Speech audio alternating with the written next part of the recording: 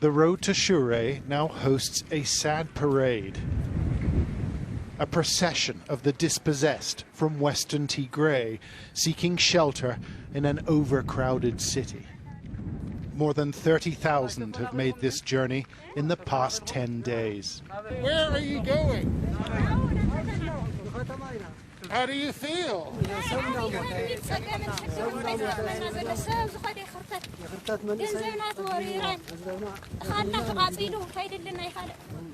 They say they've been forced to flee by troops from neighboring Eritrea, as well as militia from the region of Amhara to the south. And the men with guns act like they mean to stay.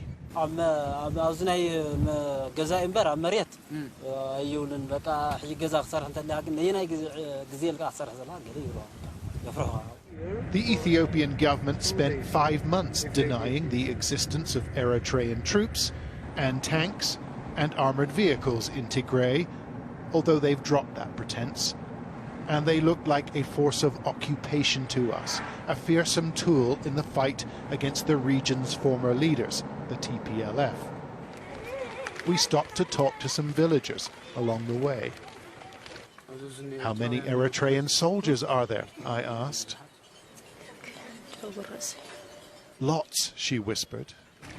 And do the villagers have to be careful what they say?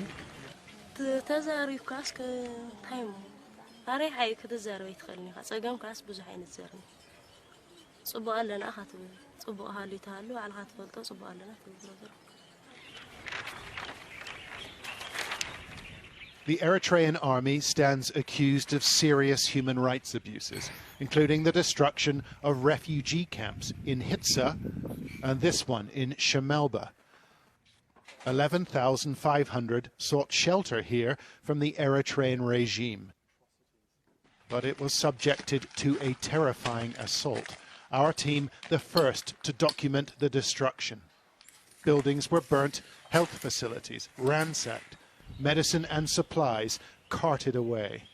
The attack on this refugee camp and the one at Hitsa by the Eritrean army may represent the single worst atrocity in this vicious campaign. There are still thousands of people unaccounted for.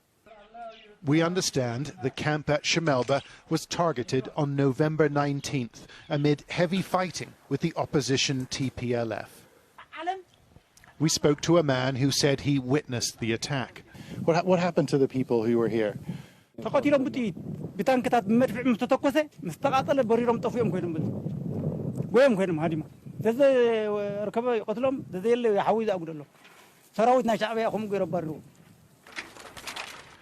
The camp at Hitsa was attacked and partially destroyed in mid-November. According to one camp resident, refugees were held for months without food and clean water.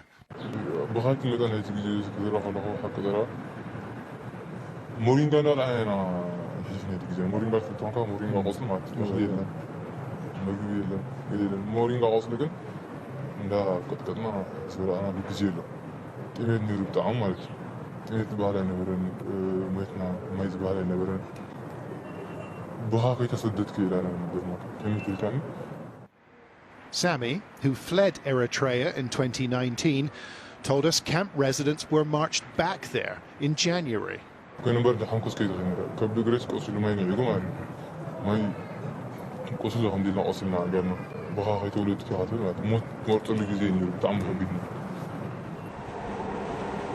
He says he managed to escape in a border town on the Ethiopian side. But aid workers told us thousands of refugees have been forced to return to Eritrea. In the city of Shire, hundreds of thousands are camping in schools and sharing stories of great personal suffering. And the sense of anguish here may be the only thing they have left. John Sparks, Sky News, in Tigray.